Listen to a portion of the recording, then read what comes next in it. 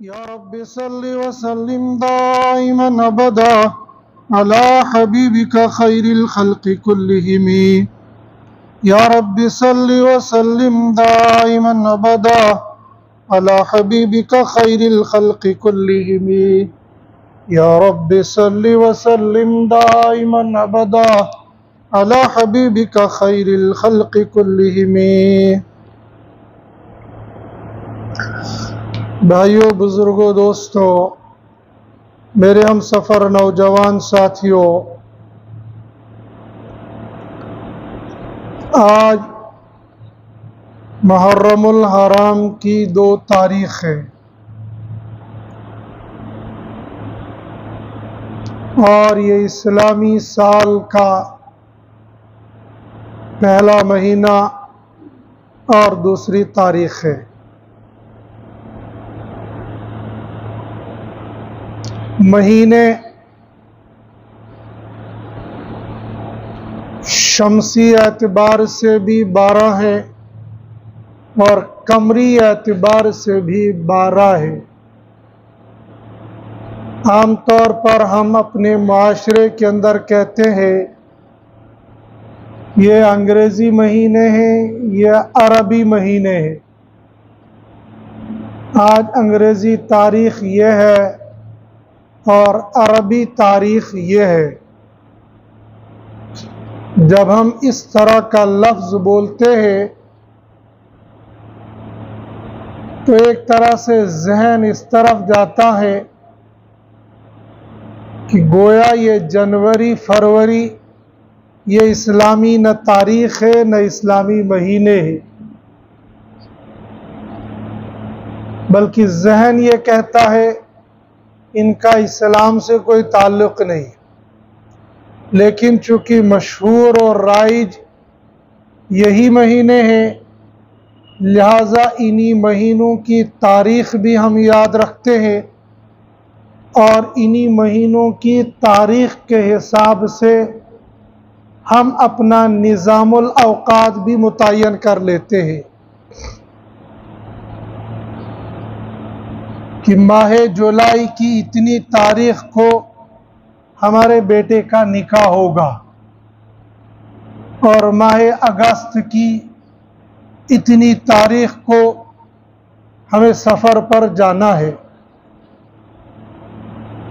हमारे माशरे के अंदर यही तारीख़ ज़्यादा राइज है, इसी तारीख़ को हम याद भी रखते हैं और इसी हिसाब से हम अपना निज़ामुल औक़ात भी बनाते हैं।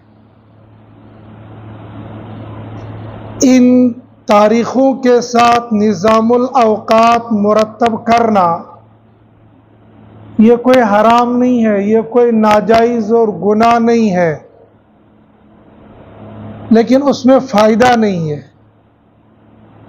मुहर्रम, सफ़र, रबीउल अव्वल के महीनों की तारीख़ के हिसाब से अपना निज़ामुल औक़ात बना लेना, इसमें कई सारे फ़ायदे हैं।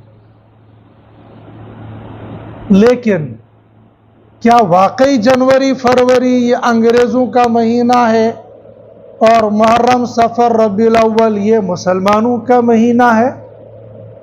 ऐसा नहीं है।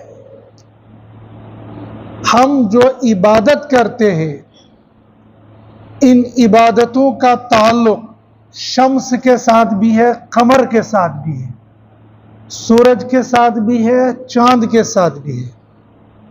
ये जनवरी फरवरी ये शमसी निज़ाम के साथ चलता है और मुहर्रम सफ़र ये कमरी निज़ाम के साथ चलता है। यानी एक सूरज की गर्दिश पर मौकूफ़ है, एक चांद की गर्दिश पर मौकूफ़ है। और हमारी इबादत का ताल्लुक़ शम्स के साथ भी है, कमर के साथ भी है। मिसाल, अभी हमारी ज़ोहर की नमाज का वक्त शुरू हो गया, चंद मिनट पहले, इससे चंद मिनट पहले हमारे लिए नमाज पढ़ना जायज़ नहीं था। जब निस्फ़ुन नहार हो, सूरज बिल्कुल बीचों बीच हो, उस वक्त में मेरे और आपके लिए नमाज पढ़ना जायज़ नहीं है। अभी तो चांद नहीं है, गोया हमारी इबादत का ताल्लुक शम्स के साथ। सुबह को जब सूरज निकलता है, एक होता है सुबह सादिक, वो होता है सहरी का वक्त, एक होता है तुलु आफ्ताब, वो होता है नमाज फज्र के बाद। उस तुलु आफ्ताब के वक्त में अगर कोई आदमी नमाज पढ़ेगा, शरीयत उसको कहेगी कि तेरी नमाज इस वक्त कबूल नहीं, जायज़ नहीं है। ऐसे जब सूरज डूबने लग जाए तो सूरज के डूबने के साथ साथ नमाज पढ़ना जायज़ नहीं। सूरज जब बिल्कुल निकलना होगा, जिसको हम सुबह सादिक कहेंगे, सुबह सादिक के फौरन बाद सहर ये बंद हो जाएगा, सहर ही नहीं खा सकते। अगर सुबह सादिक के फौरन बाद एक लुकमा भी खा लिया, एक घूंट पानी भी पी लिया, तो रोजा फासिद, रोजा हुआ ही नहीं। और कब तक करना है? जब तक न सूरज डूब जाए। सूरज डूबने से पहले, गुरूब आफ्ताब से पहले 1 मिनट बंदा इफ्तार कर लेगा, पूरा दिन जाया और फासिद हो गया। गोया हमारी इबादतों का ताल्लुक सूरज के साथ भी है। तो सूरज के साथ होने के साथ साथ हमारी इबादत का ताल्लुक चांद के साथ भी है। चांद निकलेगा, चांद दिखाई देगा तो हम रोजा रखेंगे, और चांद जब शव्वाल का दिखाई देगा तो रोजा रखना हराम हो जाएगा। शव्वाल की पहली तारीख को रोजा जानबूझकर बंदा रखेगा, हुर्मत का मुर्तकिब होगा। ऐसे ही हज का महीना आ जाएगा तो बंदा 9 जिलहिज्जा को गुरूब आफ्ताब तक अगर मैदान अरफात में थोड़ी देर के लिए भी न पहुंचा तो उसका हज फासिद हो गया। वहां 9 जिलहिज्जा को पहुंचना ही लाजिम है, न उससे पहले न उसके बाद। उससे पहले पहुंचेगा तो कोई फायदा नहीं, उसके बाद पहुंचेगा तो कोई फायदा नहीं। 9 जिलहिज्जा को ही मैदान अरफात में पहुंचना जरूरी है, और ये चांद के हिसाब से।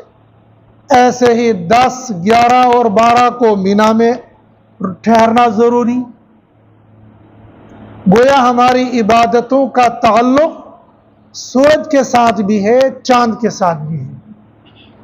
लिहाजा अगर हम ये कहेंगे कि तुमको सिर्फ अंग्रेजी महीनों को याद रखना चाहिए, सही नहीं। सिर्फ मुहर्रम सफर की तारीख को याद रखना चाहिए, यह भी सही नहीं। हमें यह तारीख भी याद होनी चाहिए, यह तारीख भी याद होनी चाहिए। लेकिन आम तौर पर मुसलमानों को यकम रमज़ानुल मुबारक, यकम शवालुल मुकर्रम और 10 जिलहिज्जा, ये मुहर्रम सफर के महीनों के एतबार से सिर्फ ये 3 तारीखें याद रहती है। इसके अलावा चौथी तारीख आम मुसलमानों को याद होगी बहुत मुश्किल है। अभी आप नमाज पढ़ के बाहर निकलेंगे, हालांकि मैंने अभी बताया कि आज मुहर्रमुल हराम की 2 तारीख है, लेकिन आप बाहर निकलना और शाम को अपने दोस्त से पूछना आज अरबी महीने की कौन सी तारीख है। तारीख तो बहुत दूर की बात है। अक्सर दोस्त आपको वो मिलेंगे जिनको आज के महीने का नाम भी याद नहीं होगा, उसको पता ही नहीं होगा कि यह मुहर्रमुल हराम है। यह हमारी गफलत है। यानी हम इसको ये नहीं कहेंगे कि अलायाज़ुबिल्लाह इस जवान को इस्लाम से बेजारी है, नहीं। क्योंकि हमारे उर्फ, हमारे माहौल और माशरे के अंदर जनवरी फरवरी आम हो गया है।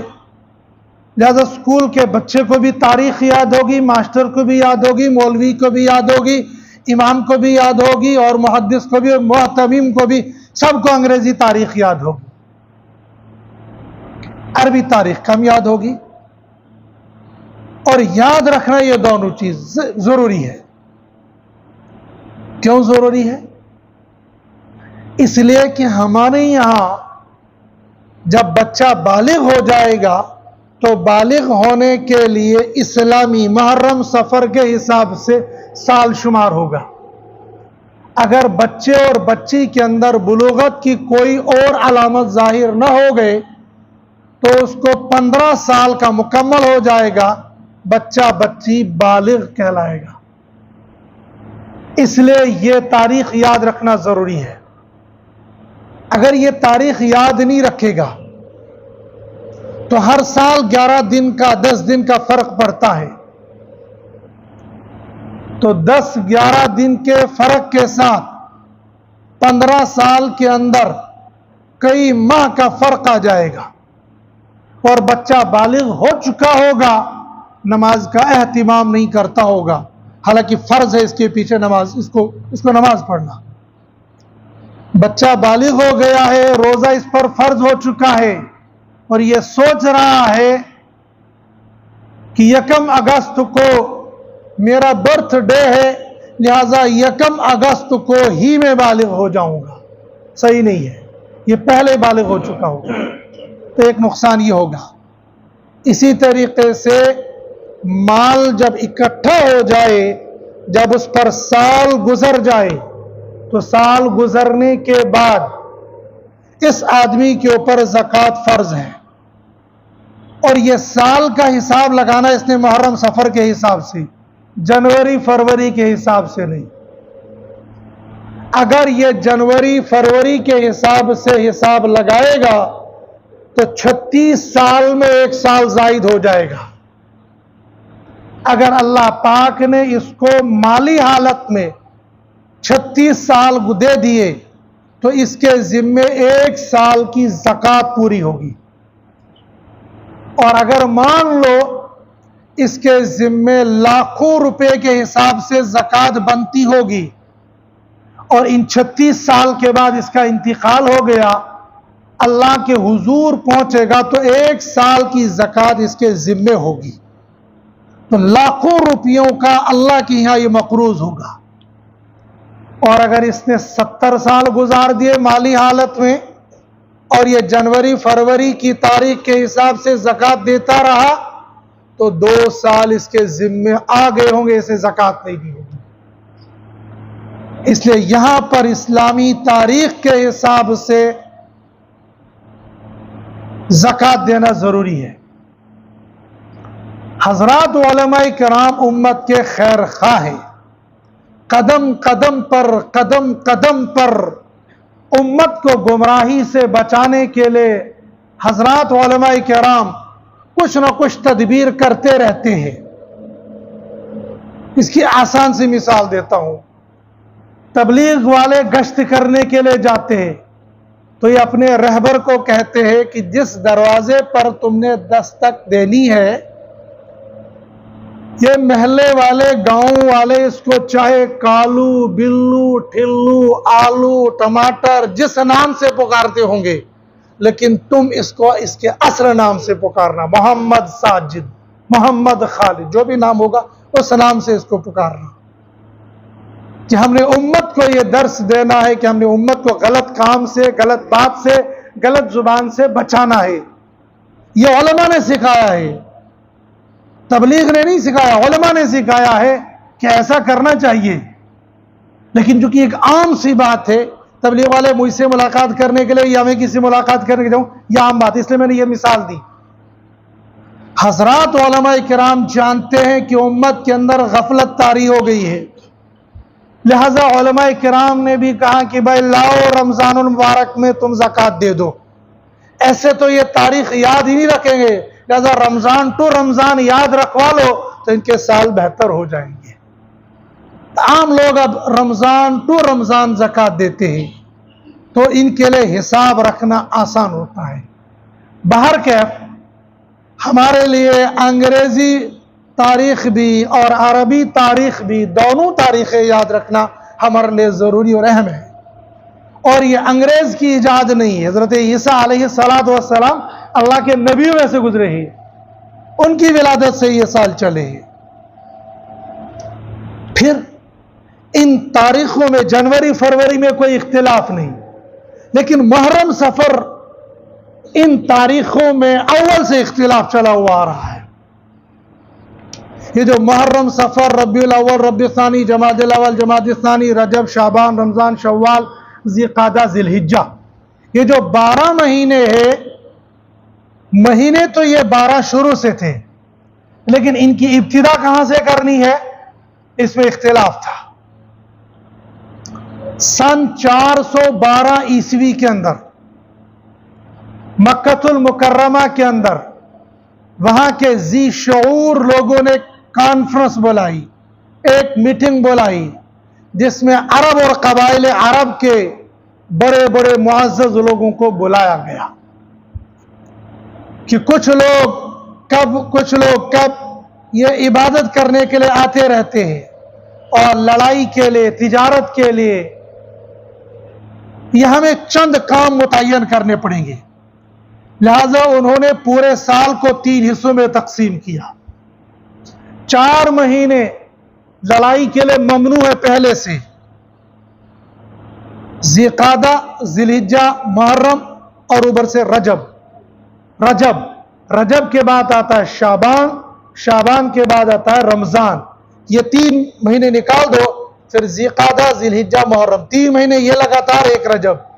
इन 4 महीनों को उन लोगों ने लड़ाई के लिए मुतय्यन कर दिया। गोया मालूम यह हो गया कि इंसानियत खामोश नहीं बैठती, कुछ ना कुछ खटपट ये करती रहती है। आपस में इख्तिलाफ, आपस में इंतशार, डंडा तलवार गोली, ये सब चलती रहती है। उन्होंने मुतय्यन कर दिया कि ये 4 महीने में इनमें कुछ लड़ाई शड़ाई नहीं होगी, ये खामोश शांति के साथ रहेंगे। बाकी 4 महीने ये इबादत के लिए मुतय्यन कर दिए और 4 महीने ये तिजारत के लिए मुतय्यन कर दिए। इस तरीके से उन्होंने इस सालों को मुतय्यन कर दिया।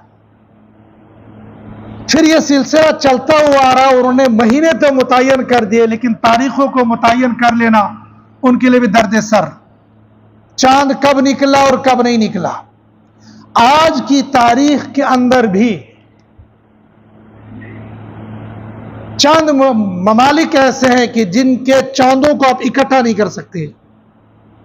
मिसाल मलेशिया और ब्राजील, इन दोनों में एक तारीख हो ही नहीं सकती है। लंदन में इस वक्त रात और यहां पर दिन रात का फर्क पूरी दुनिया के अंदर, लिहाजा तारीखों के अंदर फर्क होता रहेगा।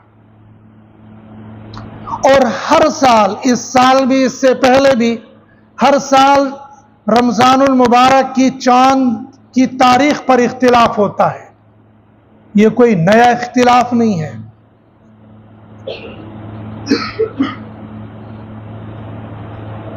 आज के जमाने के अंदर आज का जवान यह कहता है अब तो इंसान चांद पर पहुंच गया है, साइंस ने इतनी तरक्की कर ली है, इस तरक्की के दौर के अंदर भी यह इख्तिलाफ कैसे मुमकिन है, खत्म करना चाहिए।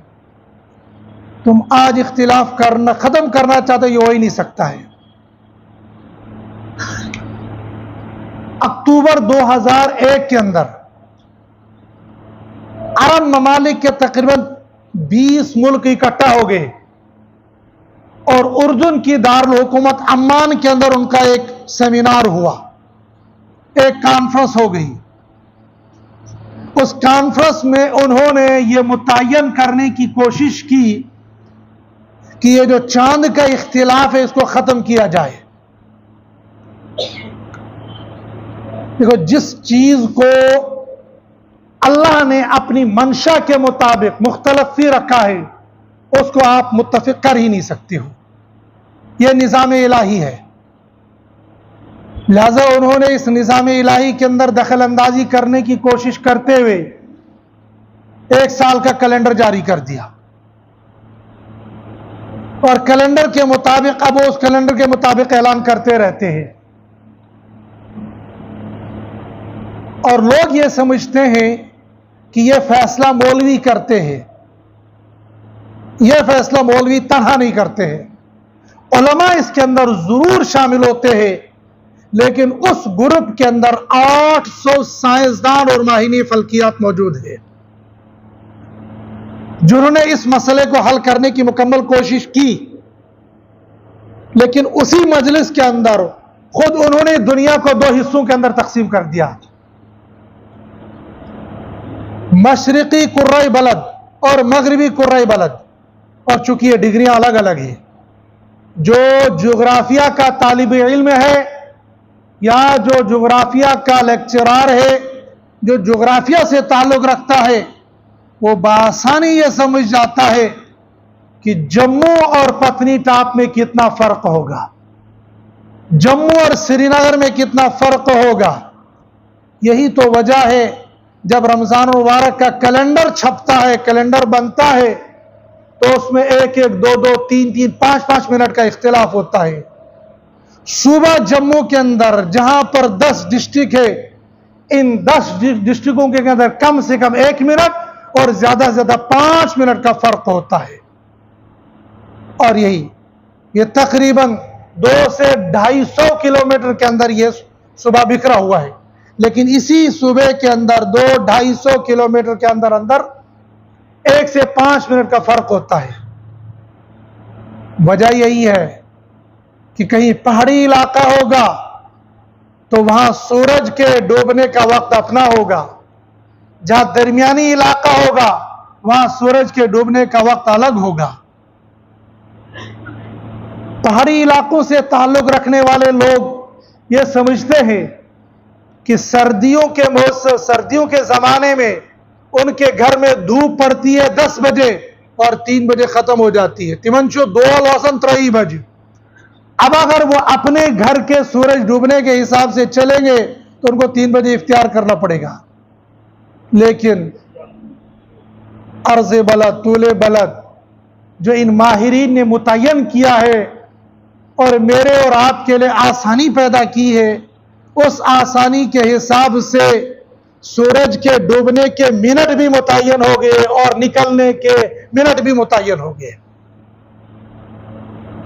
यह इख्तिलाफ शुरू से चला हुआ आ रहा है, आज तक चला हुआ आ रहा है।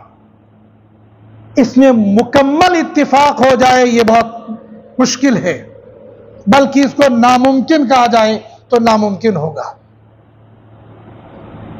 इसलिए शरीयत ने मुतलक यह कहा, तुमको चांद नजर आ जाए तो रोजा रखो, चांद नजर आ जाए तो इफ्तार कर लो।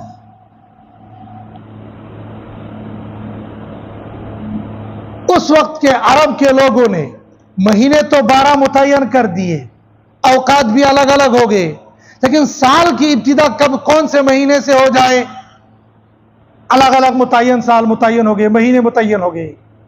लेकिन हजरत नबी करीम सल्लल्लाहु अलैहि वसल्लम का जब इब्तिदाई दौर था तो सन 571 ईस्वी थी, हजरत नबी करीम सल्लल्लाहु अलैहि वसल्लम दुनिया के अंदर तशरीफ लाए। तारीख तो मुहर्रम सफर के हिसाब से रखते थे, लेकिन साल उनका मुतय्यन नहीं था। साल वो किसी जंग के साथ रखते थे, किसी बड़े वाक़े के साथ रखते थे, तो कहते इतने साल इतने साल इतने साल। जब हजरत नबी करीम सल्लल्लाहु अलैहि वसल्लम को नबूवत मिली तो उन्हें सालों को मुतय्यन किया नबवी के साथ, इतने नबवी, 2 से नबवी, तीसरी नबवी, चौथी नबवी। लेकिन हजरत नबी करीम सल्लल्लाहु अलैहि वसल्लम के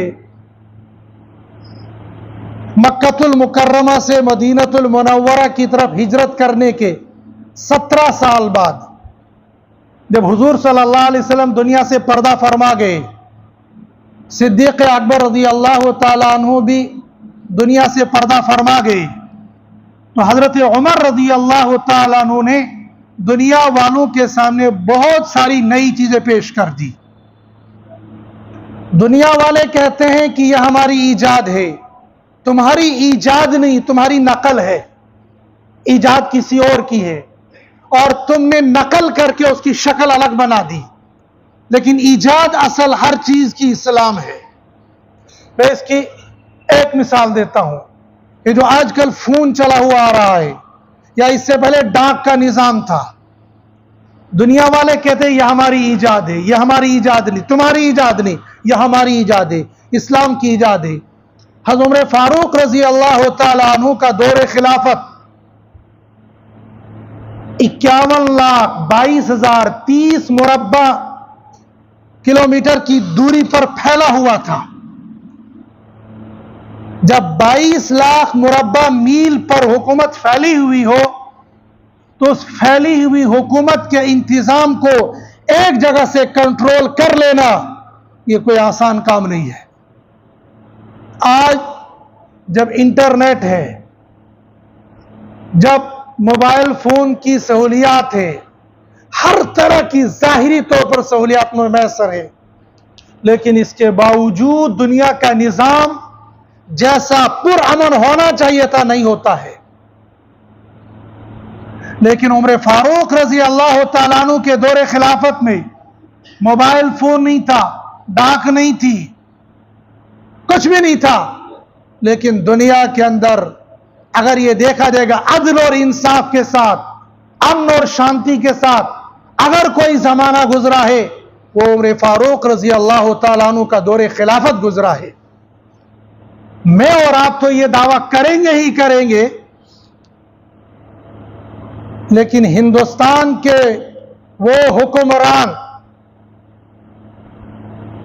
जो बज़ाहिर आजाद हुकूमत के अव्वलीन हुक्मरानों में शुमार जिनका किया जाता है, उनका कौल यह था कि अगर तुम्हें दुनिया के अंदर अमन और शांति को बढ़ावा देना है और अमन और शांति को कायम करना है तो तुम लोगों को मुसलमानों के लीडर और कायद अबू बकर और उमर की तारीख को पढ़ना चाहिए। हम तो कहेंगे ही हमारे तो वो लीडर है, हमारे तो वो कायद है, लेकिन गैर भी ये कहते हैं। क्यों? वसाइल कुछ नहीं, असबाब कुछ नहीं, लेकिन पूरी दुनिया के अंदर कंट्रोल एक मदीनतुल मुनव्वरा मरकज से हो रहा है और उस कंट्रोल को कायम करने के लिए उमर फारूक रजी अल्लाह तआला अन्हु ने यह डाक वाला निजाम कायम किया था। पूरी दुनिया जहां जहां पर उनकी हुकूमत थी, उन हुकूमत के गवर्नरों के दरमियान में छोटी छोटी चौकियां बना के रखी है। आसानी से समझने के लिए अगर हिंदुस्तान से कोई वीआईपी ऑफिसर आता है और वह जम्मू कश्मीर में उसकी एंट्री होती है तो जम्मू कश्मीर का पहला जिला मिसाल के तौर पर कठुआ आएगा। कठुआ पुलिस की जिम्मेदारी होती है कि तुम इसको पेट्रोल तुम उसका हिफाजती इंतजाम तुम कर लो। कठुआ निकलेगा, सांबा में एंट्री होते ही अब सांबा हुकूमत की जिम्मेदारी, सांबा इंतजामिया की जिम्मेदारी बनेगी तो प्रोटोकॉल तुम दे दो। अब यहां से तुम्हारी पुलिस जम्मू, जम्मू वाली उधमपुर, उधमपुर वाली रामबन, रामबन से, यानी इस तरीके से हर जिले, एक जिले से दूसरे जिले तक इस वीआईपी मेहमान को पहुंचाना यह तुम्हारी जिम्मेदारी बनती है। खुदा न खास्ता अगर इस मेहमान के साथ कोई हादसा पेश आता है तो इस जिले की इंतजामिया की जिम्मेदारी बनती है। यह मैंने समझने के लिए कहा। उमर फारूक रजी अल्लाह तआला अन्हु ने ऐसे ही चौकियां बना के रखी थी। उस जमाने के अंदर गाड़ियां तो नहीं थी, उस जमाने के अंदर घोड़े थे, उस जमाने के अंदर ऊंट थे। ऊंट सुस्त रफ्तार, मजबूत जरूर थे लेकिन सुस्त रफ्तार, लिहाजा घोड़ों का इंतखाब किया था। लिहाजा मुसलमान लीडर को चाहिए बेहतरीन से बेहतरीन गाड़ी उसके पास हो, तेज रफ्तारी के साथ वो जिस मुहिम पर जाना चाहता जा सकता हो।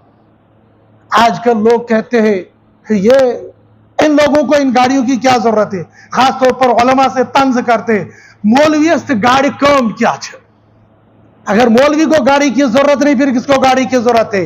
एक मौलवी को 24 घंटे के अंदर 500 किलोमीटर के अंदर अंदर 10 काम निपटाने मुमकिन है, हो सकता है, और यह तब मुमकिन है जब इसके पास आला से आला सवारी का इंतजाम होगा, और अल्हम्दुलिल्लाह होता है। सुबह को श्रीनगर से निकलेगा, जहाज में यहां बैठेगा, फर्ज कर लो जम्मू में जुमा पढ़ाएगा, जुमा पढ़ाकर वापस श्रीनगर जाएगा, शाम को वहां दर्स देगा और सुबह को बुखारी का दर्स भी पढ़ाएगा। अगर ये इंतजाम नहीं होंगे तो कैसे ये मुमकिन है, और सारे काम ये दीनी जिम्मेदारी होती है। ऐसे उमर फारूक रजी अल्लाह तो बेहतरीन घोड़ों का इंतजाम रखा, और एक चौकी से दूसरी चौकी तक जो इत्तिला होनी थी, यहां से यहां पहुंचे, उसने वहां पहुंचे, बस चंद घंटों या चंद दिनों के अंदर पूरे मुल्क की कारगुजारी उमर फारूक रजी अल्लाह तआला के टेबल पर होती थी। यह होता है दुनिया के निजाम को चलाना। हज़रत उमर फारूक रजी अल्लाह तआला अन्हु ने हिजरत के 17 साल के बाद इस साल को मुतय्यन किया कि तारीख तो हम मुतय्यन कर लेते हैं, लेकिन तारीख के साथ साथ साल कौन सा होना चाहिए। बहुत गौर खोज के बाद, मुशावरत के बाद, बहुत सारी चीजें, नबूवत, जिस नबूवत ने दुनिया के अंदर इनकलाब बर्पा किया था, यह भी जेर गौर आया होगा, बद्र भी जेर गौर आया होगा, ओहद भी आया होगा। इस्लामी फतुहात में से पहली फतह बद्र थी और रमजान मुबारक जैसा मुकद्दस महीना था। ये सारी चीजें थी, लेकिन इत्तेफाक ये तय हो गया कि जब हुजूर सल्लल्लाहु अलैहि वसल्लम ने मक्कतुल मुकर्रमा से मदीनतुल मुनव्वरा की तरफ हिजरत की, तो यह साल का इब्तिदा शुमार किया जाएगा। क्यों होगा? आमतौर पर जब हम हिजरत की तारीख को पढ़ते हैं तो चंद नुकात समझ में आ जाते हैं। मेरी समझ में एक नुक्ता अहम सामने आ जाता है कि हर इंसान को अल्लाह पाक ने एक जगह के लिए मुतय्यन नहीं किया है। उसकी पैदाइश से लेकर उसके मौत तक एक ही जगह पर बैठकर वो दीन के निजाम को चलाए या दुनिया के निजाम को चलाए, ऐसा कोई जरूरी नहीं है। कायनात का सबसे बेहतरीन इंसान और कायनात की सबसे बेहतरीन जगह, सबसे बेहतरीन इंसान हजरत नबी करीम सल्लल्लाहु अलैहि वसल्लम और सबसे बेहतरीन जगह मक्कातुल मुकर्रमा। आपसे बढ़कर बेहतर कोई इंसान नहीं और मक्का से बेहतर जगह दुनिया के अंदर कोई नहीं। लेकिन हजरत नबी करीम सल्लल्लाहु अलैहि वसल्लम को जिंदगी के 53 साल और नबूवत के सिर्फ 13 साल मक्कातुल मुकर्रमा में रखने के लिए मुतय्यन कर दिया। उसके बाद यहां से हिजरत करवाई और मदीनतुल मुनव्वरा भेज दिया। कयामत तक आने वाले खास तौर पर मुसलमान जिम्मेदारों को यह बता दिया, मुसलमान उलमा को यह बता दिया, मुसलमान आइम्मा को यह बता दिया, मुसलमान रहबरों को यह बता दिया कि तुम्हारा काम सारी जिंदगी के लिए एक जगह बैठकर करने का नहीं है, बल्कि अल्लाह ने जहां जब तक तुमसे जो काम लेना होगा तब तक तुम्हारा रिज्क वहां आ जाएगा, और जब अल्लाह ने दूसरी जगह पर तुमसे काम लेना होगा एक लफ्ज तुम्हारा रिज्क वहां से उठ जाएगा, दूसरी जगह भेज दिया जाएगा। इसकी एक मोटी सी मिसाल में देता हूं। अल्लामा अनवर शाह कश्मीरी नव्वरल्लाहु मरकदहू, जो लोग इल्मी हल्के से ताल्लुक रखते उलमा की तारीख को सुनते या पढ़ते वो जानते, अल्लामा अनवर शाह कश्मीरी जिबालुल इल्म थे। यह भी समझ में नहीं आएगा। इल्म के पहाड़ और समंदर, जहानत, इल्म, हर चीज आला मयार की थी। कई मौकों पर मुख्तसर से वाकयात मैंने सुनाए हैं। और अजहरुल हिंद, मादरे इल्मी दारुल देवबंद जैसी जगह, दारुल देवबंद जैसा इदारा, एक जमाने तक वहां पढ़ते भी रहे, पढ़ाते भी रहे। लेकिन एक वक्त वो आ गया कि हिंदुस्तान की अजीम जगह, अजीम इदारा और अजीम दारुल देवबंद को छोड़कर गुजरात ढाबेल में जाकर जाना पड़ा। और अल्लामा अनवर शाह कश्मीरी रहमतुल्लाह अलैह का इंतकाल ढाबेल में हुआ। इस तरीके से बेशुमार उलमा एक जमाने तक एक जगह पर रहे, एक जमाने के बाद दूसरी जगह पर चले गए। असल में अल्लाह पाक ने एक जमाने तक इंसान से यहां काम लेना होता है और एक जमाने के बाद दूसरी जगह पर काम लेना होता है। कयामत तक के लिए सिर्फ मक्कातुल मुकर्रमा को अजीम बनाया गया और हजरत नबी करीम सल्लल्लाहु अलैहि वसल्लम को हिजरत कराकर यहां पहुंचाया गया। इसमें बेशुमार फायदे ये है और एक फायदा यह भी है कि दीन के खुद्दाम को यह समझ रखना चाहिए कि तुम्हारी हयात और तुम्हारी विलादत से लेकर तुम्हारी मौत तक एक जगह तुम दीन की खिदमत अंजाम देते रहोगे, यह कोई जरूरी नहीं है, ऐसा चलता रहता है। तो हज़रत उमर फारूक रजी अल्लाह तआला ने हिजरत के साल को मुतय्यन करके हिजरी साल मुतय्यन कर दिया और तब से महीना मुतय्यन हो गया मुहर्रम और साल हो गया हिजरी। यहां से अरबी साल जो हम आम तौर पर कहते हैं, अरबी साल का आगाज यहां से हो गया और ईसवी साल का आगाज इससे पहले चला हुआ आ रहा था। लेकिन बहरहाल हमें इसकी मुकम्मल तारीख के साथ साथ हज़रत उमर फारूक रज़ी अल्लाह ताला अन्हु की सिर्फ इस हिजरी कैलेंडर के साथ तारीख नहीं है, बल्कि यकम मुहर्रमुल हराम को और एक कौल के मुताबिक 27 जिलहिज्जा को उमर फारूक रज़ी अल्लाह ताला अन्हु को शहीद किया गया। आपकी शहादत को और आपकी ज़िंदगी को हर मुसलमान को पढ़ना चाहिए। ख़ासतौर पर मैं नौजवानों से गुजारिश करूँगा, जहाँ तुम इतनी तारीखें पढ़ते हो और फेसबुक और व्हाट्सएप पर तुम उमर फारूक रज़ी अल्लाह ताला अन्हु का यौम शहादत पोस्ट करते रहते हो, सिर्फ इतना ही नहीं बल्कि हम लोगों को ख़ासतौर पर नौजवानों को हज़रत नबी करीम सल्लल्लाहु अलैहि वसल्लम की ज़िंदगी और खुलफ़ाए राशिदीन की ज़िंदगी को ज़रूर पढ़ना चाहिए और अपनी ज़िंदगी का नस्बुल आयम सीरत को और सीरत सहाबा को बनाना चाहिए। अल्लाह पाक मुझे और आपको कुरान और सुन्नत के मुताबिक ज़िंदगी गुजारने की तौफीक नसीब फरमाए। व आखिरु दावाना अल्हम्दुलिल्लाहि रब्बिल आलमीन। नारे तकबीर, नारे तकबीर।